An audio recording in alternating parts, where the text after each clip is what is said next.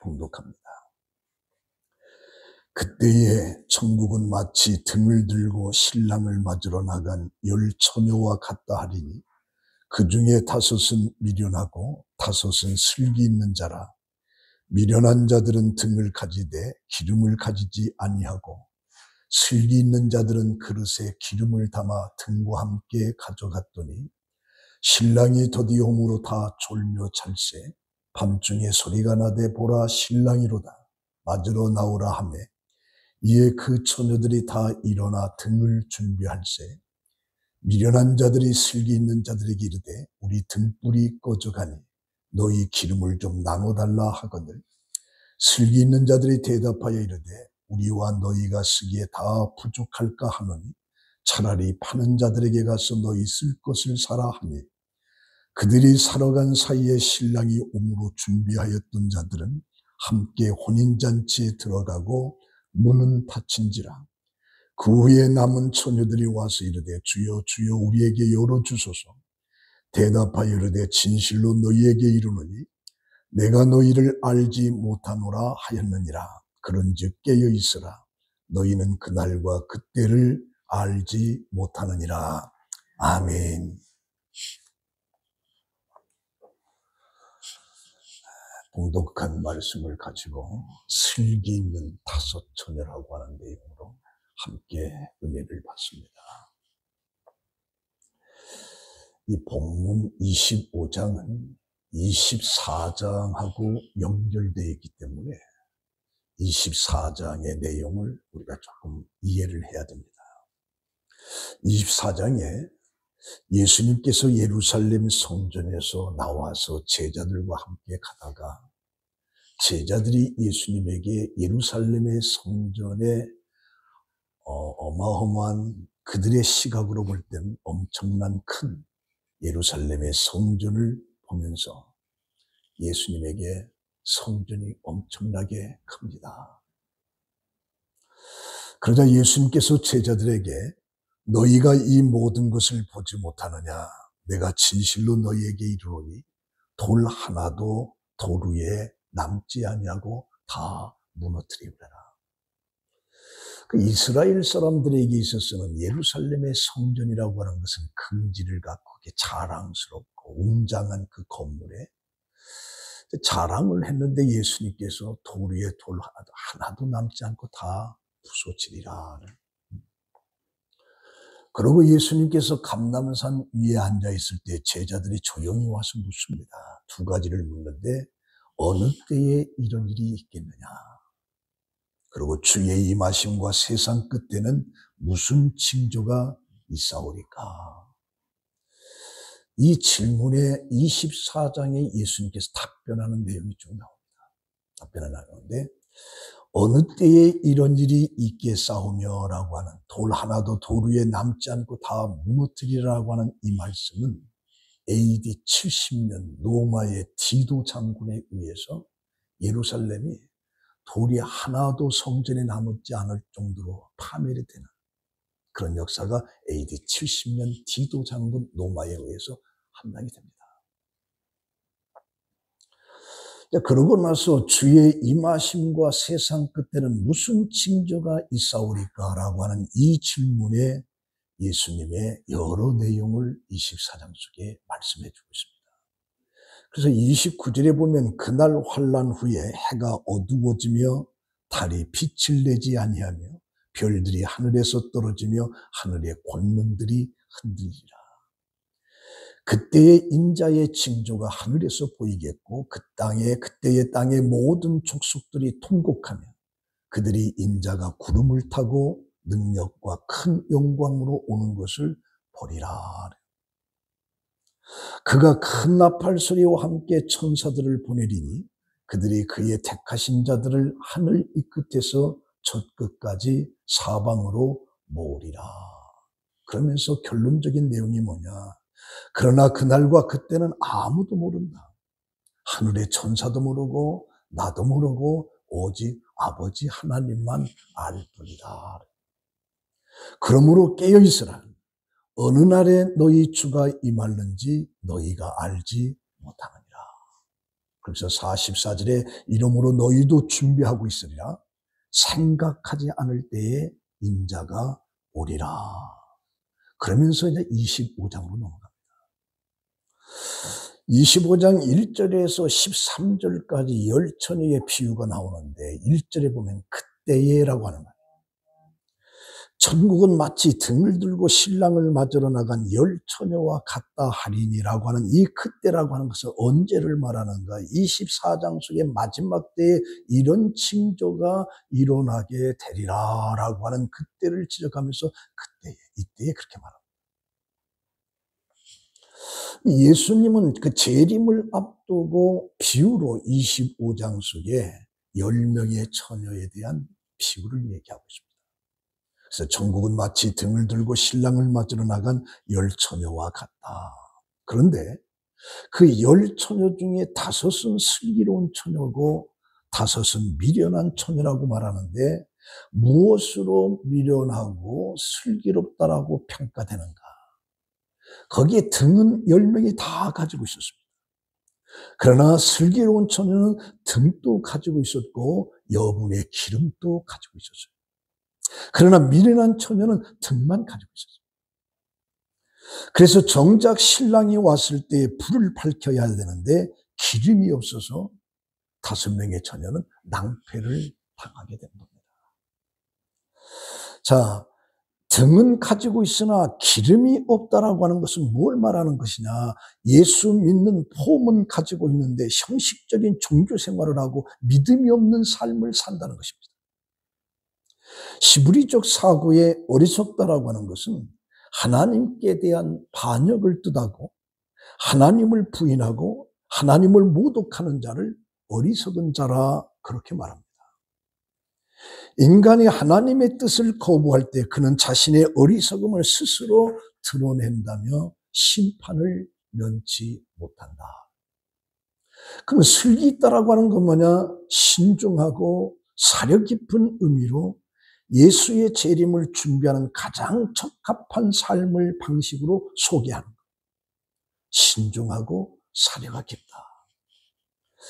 유대적인 전승에 5은 어리석고 5은 지혜로운 자들이라고 하는데 10명 중에 5은 항상 하나님의 뜻을 분별하지 못하고 신중하지 못한 태도로 살아왔음을 보여주고 나머지 5사람은 항상 사려 깊은 태도로 하나님을 섬겨왔음을 말해주는 겁니다. 즉 종말에 어떤 태도로 하나님 앞에 서느냐 하는 것은 평소에 어떤 삶을 살았느냐라고 하는 문제와 직결이 됩니다. 그래서 미가서 6장 8절에 보면 사람이 주께서 선한 것이 무엇임을 내게 보이셨나니 여호와께서 내게 구하신 것은 오직 정의를 행하며 인자를 사랑하며 겸손하게 내 하나님과 함께 행하는 것이 아니냐. 그리고 3절에 보면 미련한 자들은 등을 가지되 기름을 가지지 아니했다. 미련한 자는 등을 가지되 기름을 가지지 못했다라고 하는데 이것은 예수 믿는 폼은 있지만 능력은 전혀 없다는 거죠. 여기 등이라고 하는 것은 람파다스라고 하는 말인데 이게 빛이다, 빛나다라고 하는 뜻입니다. 그런데 그 등에 불을 밝히는 것은 기름이 있어야 되는데 기름을 준비했느냐가 문제입니다.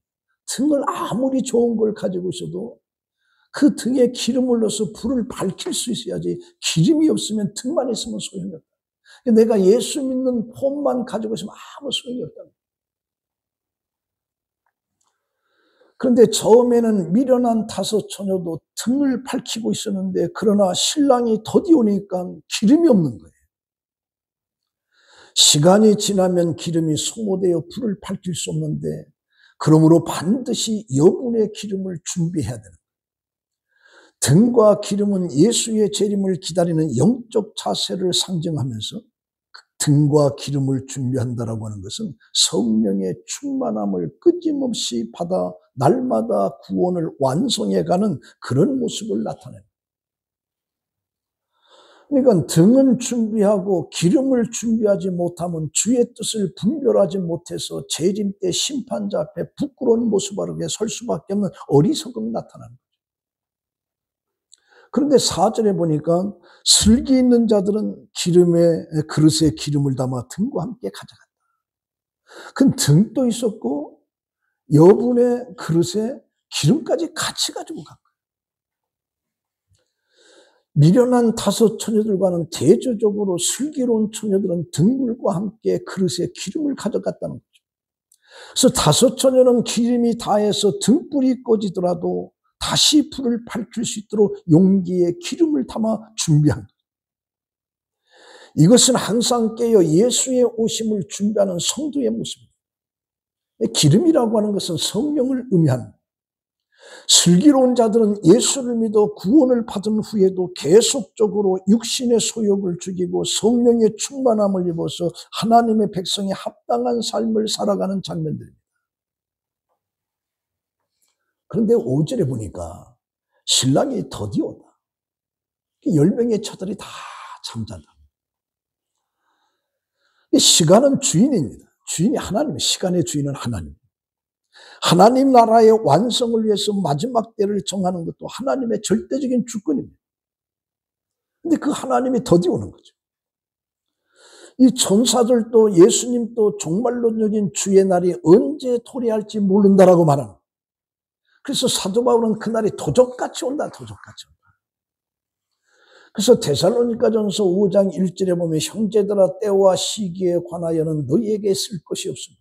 주의 날이 밤에 도둑같이 이룰 줄을 너희 자신이 알기 때문에 그들이 편안하다 안전하다 할 그때에 임신한 여자에게 해산의 고통이 이른 것 같이 멸망이 갑자기 그들에게 이르니 결코 피하지 못하리라. 신랑이 더디 온다고 해서 안 오는 게 아니에요. 언제 올지 아무도 모르며 하나님만이 아시기 때문에 그 준비를 해야 된다.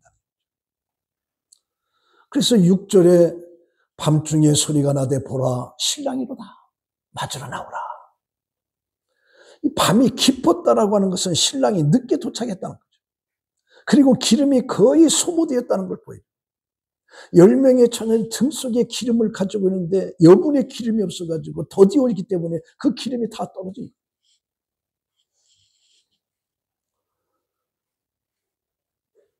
그래서 이제 예수 그리스도의 신랑이 온다라고 하는 그 소리를 듣고서 그들은 이제 등을 들고 나가는 거죠. 등을 들고. 그때에 그들은 영생의 영원한 놀라운 축복의 세계로 들어갈 수가 있는데 근데 기름을 준비하지 못한 자는 그걸 못하는 거예요. 그래서 7절에 보니까 그의 처녀들이 다 일어나서 등을 준비할새 5 처녀는 기름이 없는 거예요. 준비를 못했어요. 허비만 한 거예요. 미련한 삶을 살았어요. 게으름의 삶을 살았어요. 방심했어요. 한때 은혜 받았던 경험으로 자만했던 거예요. 성령 충만을 준비하지 못한 거죠. 정작 신랑 예수가 왔을 때. 그래서 준비 못한 미련한 5 처녀들은 슬기 있는 여자들에게 찾아간 거죠. 우리의 등불이 꺼져가니 너의 기름을 좀 나눠달라. 그때 슬기 있는 자들이 뭐라고 하느냐? 우리와 너희가 쓰기에 부족할까 하노니 차라리 파는 자들에게 가서 너희 쓸 것을 사라. 여기서 슬기로운 처녀들의 반응이 아주 냉정합니다. 이 말씀의 언어에는 단호히 거절해요. 단호히. 나누어 주기에 충분하지 않다는 것이죠. 여기서 우리는 그리스도는 사랑이라고 하는데 어떻게 사랑한다는 사람이 좀 달라고 하는데 주지 않느냐. 상대방을 배려하는 마음이 전혀 없는 거죠. 자신의 소유를 이웃에게 나누려고 하는 마음이 완전히 배제되는 거예요. 그래서 사랑의 모습을 전혀 찾아볼 수 없기 때문에 오해할 수가 있는데 그런데 서로 사랑하라 했는데 어떻게 이룰 수가 있느냐? 마지막 심판대 앞에 서게 될 텐데. 그런데 중요한 것은 이 말씀이 주는 의미가 뭐냐면 한 개인의 구원이 각 인격과 믿음과 신앙으로 얻어지는 것을 말한다. 다른 사람의 믿음과 간구로 얻어질 수가 없다는 얘기죠.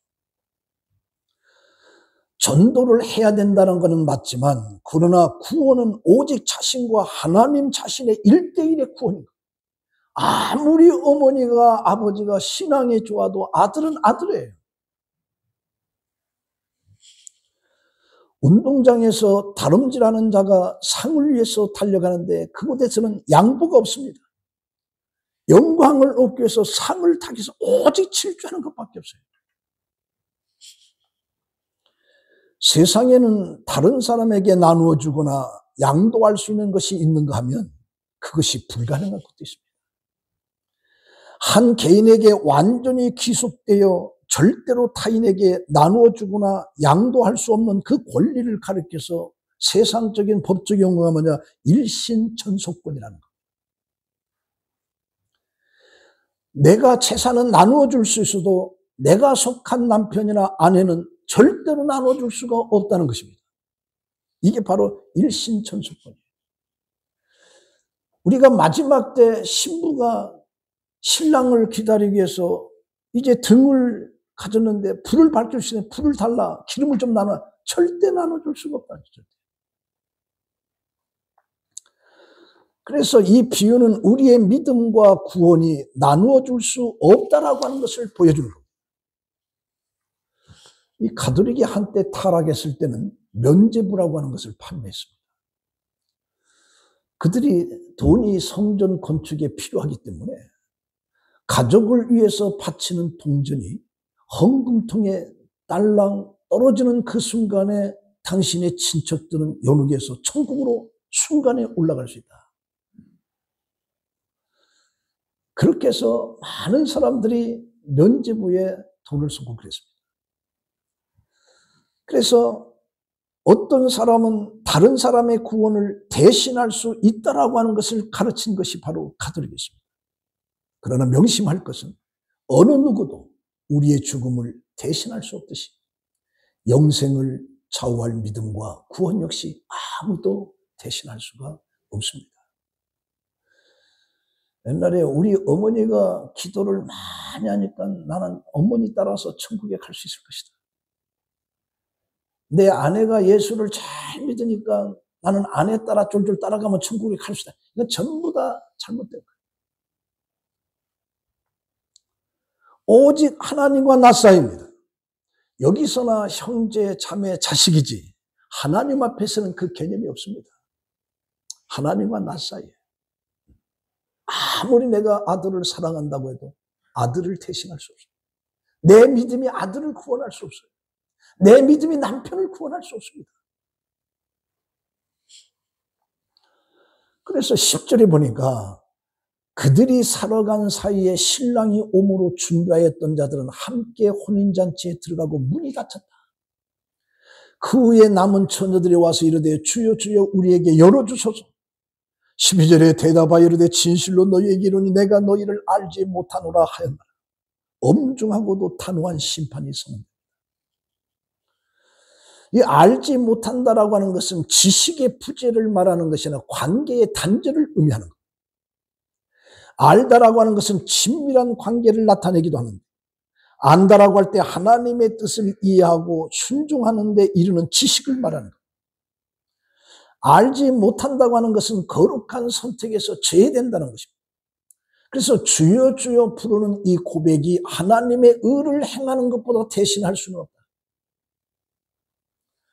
그래서 기름 준비는 성령 충만함을 말하면서 주의 재림 때까지 세상을 이기는 원동력이 되는 겁니다. 그래서 13절에 그런즉 깨어있으라 너희는 그날과 그때를 알지 못한다.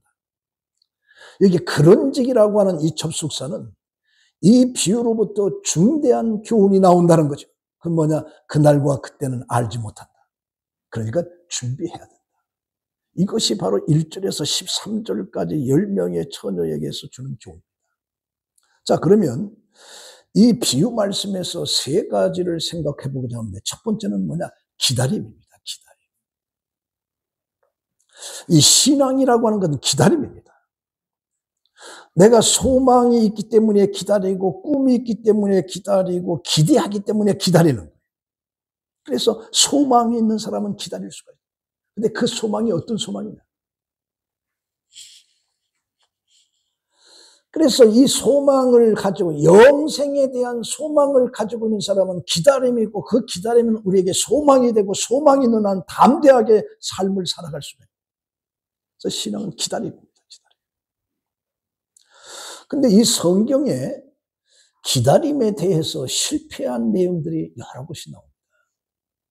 우리 출애굽기 32장에 보면 하나님께서 모세를 신의 산으로 불려갑니다. 근데 그 밑에 있는 백성들이 아무리 기다려도 오지 않는 거예요. 기다리다가 지쳐서 아론을 설득해서 모세는 이미 올라가서 내리지 않으니 우리를 이끌어낸 신을 만들어라. 그래서 우상을 만듭니다. 금보락지로 가지고 송아지를 만듭니다. 이게 하나님이다. 그래서 하나님의 망령된 행동 속에서 그들이 거기서 죽습니다. 그래서 하나님께서 이 백성은 부패됐다. 이 기다려야 될 때 기다리지 못한 거죠. 이 기다리지 못한다라고 하는 건 소망이 무너져 버린 거죠. 우리 사무엘상 13장에도 사무엘이 기다리는데 기한이 일주일이었어요. 근데 아무리 기다려도 사무엘이 오지 않는 겁니다. 근데 블레셋 군인은 믹마스에 진을 치고 있습니다. 그 블레셋 군인들을 쳐다본 이스라엘 민족들은 두려움 속에 한둘 다 도망갑니다. 사울이 견딜 수가 없었어요. 블레셋은 있지. 백성들은 도망가지. 사무엘은 기다려도 오지 않지. 7일을 기다려도 오지 않는 거죠. 그러니까 사울이 자기가 하나님 앞에 번제와 화목제를 드려요. 그 번제와 화목제를 드리려는 난 다음에 그때 사무엘이 와서 보니까 사울이 이상한 짓을 한 거예요. 뭐냐? 당신을 기다려도 오지 않고 블레셋 군대는 믹마스에 진쳐서 우리를 쳐들으려고 하고 이스라엘 백성들은 두려움 속에 다 도망가니 내가 어쩔 수 없이 하나님 앞에 번제를 드렸습니다. 그때 사무엘 망령된 짓을 했죠. 어떻게 하나님이 명하지 않은 것을 네가 할 수 있느냐? 네 날이 길지를 않으리라. 그러면서 기다려야 될 때 기다리지 못해서 우리가 생각할 때는 일주일 기다리면 그 기다리는데 오지 않으니까 뭐 어쩔 수 없이 했다는데 그것을 사무엘은 책망하고 사울은 하나님으로부터 버림을 받습니다. 어느 날 선장이 오랜 기간 배를 타고 타국에 갔다가 이제 고국 고향으로 돌아오게 됩니다. 그 배에 함께 승선하고 있던 선원들은 흥분을 감추지 못하면서 간판에 나오면서 부둣가에 배가 딱 들었을 때 멀리서도 저기 우리 아내구나, 저기 우리 아들이구나, 딸이구나 환성을 하면서 야마하면서 근데 선장의 눈에는 아무리 둘러봐도 부인이 안 보이는 거예요. 배가 도착해가지고 많은 선원들은 그 아내와 아들이 서로 우동기 안고 기쁨을 환영하는데 아무리 둘러봐도 선장은 부인이 없어요. 그래서 결국에 혼자 터덜터덜 집으로 갔더니 집에 도착했더니 부인이 뭐라고 하냐 기뻐하면서 당신 기다렸어요. 그게 기다린 거냐네. 신랑 대신 예수 그리스도 그 신랑을 기다리는 5명의 슬기로운 처녀의 기다림과 5명의 미련한 처녀의 기다림과 다르듯이 다른 사람들은 부둣가에 나와서 하는데 이 선장 부인은 집에 들어오니까 그때서 기다렸어요. 그게 기다린 거냐? 그건 기다린 것이 아니다. 자신에게 중요하다고 느껴지는 일에 시간과 힘을 바치는 것은 자기가 누구인지 무엇을 위해서 살아야 되는지를 알게끔 해줘요. 그것을 통해서 무엇이 중요한지 판단하는 기준이 형성되고 중요하고 심각하게 받아들여야 할 것과 겉으로 보기에는 심각해 보이지만 지나가면 다 필요 없는 것이라는 걸 알게 됩니다. 그래서 우리는 이 기다림이라고 신앙생활에 있어서 이 기다림이라는 건 아주 중요한 겁니다. 그렇다면 저는 여러분들에게 묻고 싶습니다. 여러분들에게 기다림이 있습니까? 뭘 기다립니까? 예수 그리스도를 기다립니까? 이 선장 부인처럼 혹시 기다리는 거 아닙니까? 기다려. 두 번째는 이 말씀 속에서 준비하라고 하죠. 준비하라. 미국이 일본이 히로시마에 원자탄을 투하하기 전에 수차례에 걸쳐서 다양한 모양과 크기의 전단지를 가지고 일본 광도라고 하는 지방에 뿌렸습니다. 그 전단지에는 광도 시민 여러분, 1945년 8월 6일 오전 10시부터 광도로부터 50리 밖으로 피하십시오. 무서운 폭탄이 투하될 겁니다. 그런 경고문이 적혀 있었습니다. 근데 광도 사람들은 그러한 경고를 공갈 협박으로 여기고 전혀 대비하지 않았습니다. 그들은 여전히 일상생활을 그대로 유지하고 설마 그러한 일이 일어나겠느냐? 설마. 그런데 다만 극소수만이 정말 50리 바깥으로 도망가서 피난했습니다. 근데 8월 6일 오전 8시 15분에 히로시마 상공에 B-29 폭격기가 원자탄을 세계 최초로 투한 겁니다. 그래서 히로시마는 완전히 폐허가 돼요. 제가 그게 궁금해요. 히로시마까지 갔다 와봤어요. 그 잔해가 한쪽에 남아있어요. 완전히 폐허가 됐어요. 그때 24만 명이 히로시마에 살고 있었는데 14만 명이 죽었어요. 나머지도 원폭, 피폭에 이상한 형태로 고통을 당하다 다 죽었어요. 다 죽었어요. 경고문에 접힌 대로 그 원폭에 대비했더라면 큰 피해를 면했을 텐데 설마 그럴 리가. 그러다 다 죽은 거죠. 우리가 외국에 갈 때도 꼭 준비해야 될 게 뭐냐? 여권입니다. 어떤 사람은 건망증이 많아가지고 인천공항역에서 딱 가는데 여권이 없는 거예요. 사정을 해도 돼요, 안 돼요? 안 되는 거예요. 준비해야 돼, 준비. 우리가 여행할 땐 캐리어다가 뭐 옷가지도 먹고 비상약도 하고 여러 가지 다양한 걸 준비해야 돼, 준비. 네. 우리가 외국에 가는 몇 박 며칠에 가는데도 준비하는데 영원한 천국에 가는 우리가 준비가 없으면 안 돼요. 준비가 없어요. 네. 그럼 뭘 준비할 것이냐라고 할 때 저는 이런 생각을 해봤어요. 정치가요, 학자요, 주한 미대사를 지냈던 제임스 네인이라고 하는 사람이 있는데 그가 임기를 마치고 귀화를 해서 에모리 대학 교수로 직장을 다니고 있었습니다. 건강을 위해서 매일 걸어서 출퇴근하는데 어느 날 쓸쓸하게 혼자 앉아있는 노인을 만났어요. 그래서 네인이는 그 노인에게 다가가서 다정하게 인사를 나누고 말벗이 되어준 거예요. 그 후 시간이 날 때마다 노인의 집을 찾아가서 잔디를 깎아주고 커피를 함께 마시면서 2년 동안 사랑의 교제를 나눈 거죠. 2년 동안.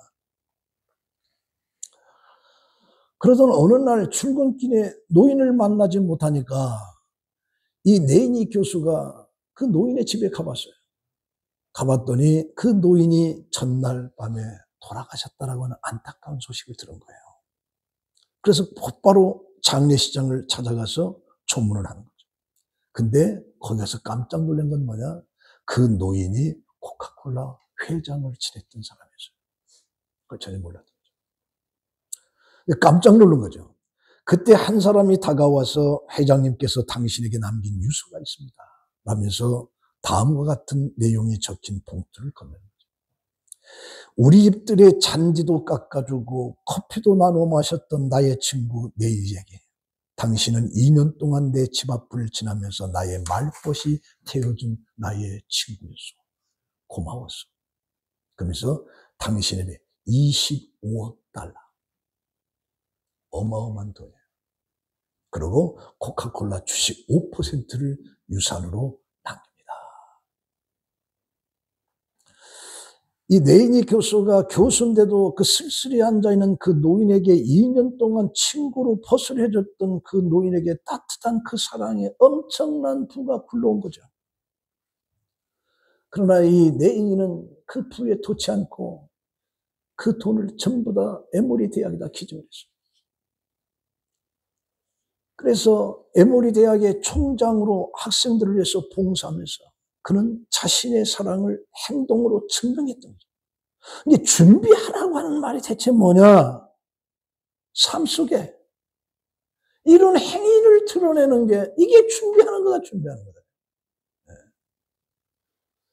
저는 밤새도록 이걸 생각하면서 대체 준비를 어떤 개념으로 생각해야 되느냐? 뭐 기도로 준비하자, 뭐 아니다. 삶의 질이다. 삶의 질. 이걸로 준비하라. 이게 준비하라. 그리고 세 번째는 깨어있으라는 거예요. 깨어있으라. 마지막 때를 살아가는 성도들은 영적으로 다 깨어있어야 돼요. 깨어있어야 된다라고 하는 것은 단순히 교회 생활을 열심히 하는 것을 말하는 게 아닙니다. 이 비유의 10처녀들은 모두 등을 가지고 있었습니다. 신랑을 맞으러 나갔습니다. 외견상으로는 모두 깨어있는 것 같지만 그들 중에 충분한 기름을 준비하지 못한 사람은 신랑을 맞이하지 못합니다. 교회 왔다 갔다 크게 깨어있는 것으로 생각해서는 안 된다. 로마서 13장 11절에 또한 너희가 이 시기를 알거니와 자다가 깰 때가 벌써 되었으니 이는 이제 우리의 구원이 처음 믿을 때보다 가까웠습니다. 밤이 깊고 낮이 가까웠으니 그러므로 우리가 어둠의 일을 벗고 빛의 갑옷을 입자.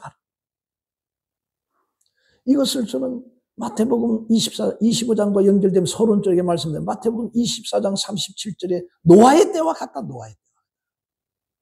노아의 때와 같이 인자의 임함도 그러하리라. 37절에 그렇게 기록되죠. 홍수전에 노아가 방주에 들어가는 날까지 사람들이 먹고 마시고 장가들고 시집가고 있으면서 홍수가 나서 그들을 전부 다 멸하기까지 그들은 깨닫지 못했다. 인자의 임함도 그와 같다.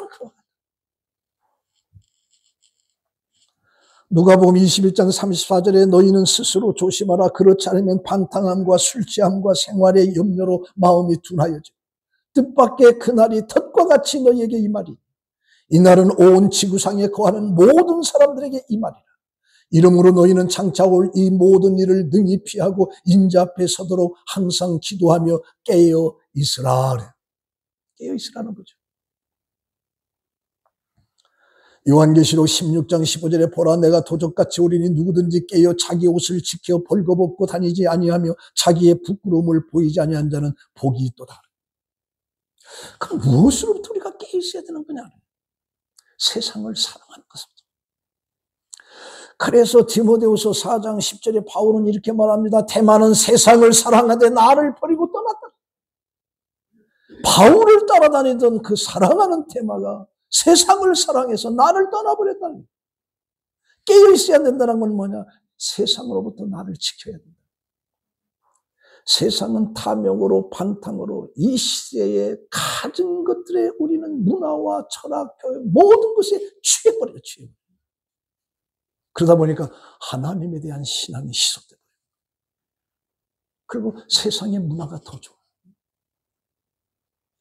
오늘 아침에 집사람이 오는데 그런 얘기를 합니다. 저 사람이 유튜브를 봐가지고 뭐 잊을 수가 있을까? 유행가 잊을 수가 있을까 있죠? 조현장 권사 대답해 봐. 우리 교회에서 유행가 제일 잘하는 사람이 조현장 권사. 잊을 수가 있을까? 근데 사람들이 그걸 노래를 부르면서 눈물을 흘리는 걸 봤다는 거예요. 그래서 자기도 눈물이 조금 멈추더래요. 이게 세상이 주는 갖가지 이런 것들에 취해버리는 거죠. 돈에 지금처럼 살기 재밌는 시대가 어디 있어요? 돈만 있으면. 돈 없어도 재밌는데 돈만 있으면 얼마나 재밌는 세상이, 그 세상에 내가 취해버리면 결국에 망한다. 그런 것들로부터 깨어있으라는 거죠. 세상적인 가치를 쫓지 말고 그런 것들부터 자신을 깨어있으라. 네. 어떤 사람들은 매일 제가 이렇게 올 때 불광대 오면 그냥 그 북한산 올라가고 등산객들이 얼마나 많은지 몰라. 어떤 사람은 골프채를 공항에 나면 그냥 골프채를 들고 막 많은 사람 다니고 거기에 취해. 근데 그런 것으로부터 내가 깨어있어야 된다. 깨어있어야 된다.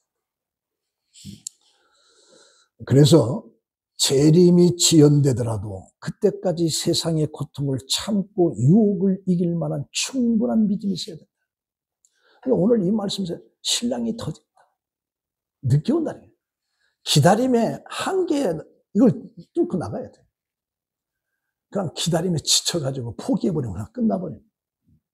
근데 더디오네. 더디온다. 재림이 지연된다고 해서 믿음을 버리고 세상과 짝하는 미련한 다섯 처녀들처럼 신앙생활해서는 안 된다. 전국잔치에 참여하느냐 아니냐 이것에 되면 문 밖에서 술 피우며 일을 가느냐 이 둘로 나눠지는 거예요. 항상 깨어있어야 될 그 이유는 재림의 날과 시간을 알 수 없기 때문에 우리는 깨어있어야 돼요. 그래서 이 말씀의 결론으로 우리는 예수님께서 예루살렘의 성이 언제 무너지겠느냐라고 하는 그 답변 하나하고 세상 마지막 종말에 어떠한 징조가 일어날 것이냐라고 하는 것을 얘기해 주면서 우리에게 경각심을 주는 게 뭐냐? 기다리는 거죠. 기다리는 거예요. 우리는 신앙생활하면서 예수 그리스도의 재림을 기다리면서 살아야 됩니다. 이게 우리 소망이에요. 세상에 부자 되는 게 소망이 그건 다 지나가는 거예요. 건강 이것도 우리가 살면 100세를 살겠습니까? 200살을 살겠습니까? 그것도 다 지나가는 거예요. 그런데 영원한 예수 그리스도 신랑이 오신 마지막 그 재림 때 그 기다림이 우리의 궁극적인 소망이 되는 거예요. 기다림. 그럼 기다린다. 준비해야 된다. 뭘로 준비해야 되느냐? 삶의 질. 삶의 질. 감동을 줄 수 있는 삶의 질로. 내가 주일날 빠지지 않고 교회 왔기 때문에 나는 천국 가. 그런 개념으로 생각하지 말고 내가 어떤 삶을 살아야 될 것이냐. 그리고 깨어있으라. 세상에 유혹하는 모든 것들도 내가 거기서 깨어있어야 됩니다. 대마처럼 세상에 취해서 바울을 떠나는 어리석은 자가 됐으면 안 돼요. 그래서 기다리고 준비하고 깨어있는 자가 돼서 마지막 때 주님 오시는 그날에 여러분들은 주를 다 영접할 수 있는 그런 복의 사람들이 되기를 예수의 이름으로 축원합니다. 기도하겠습니다. 하나님 감사합니다. 마지막 때 기름을 준비한 다섯 처녀와 준비하지 못한 어리석은 다섯 처녀. 그들의 모습 속에 나는 지금 어디에 속해 있는지. 우리는 등도 준비하거니와 등을 밝힐 기름도 충분히 준비하면서 살아가는 지혜로운 우리 성복음 성도들이 되게 하여 주시옵소서. 예수님의 이름으로 기도합니다. 아멘.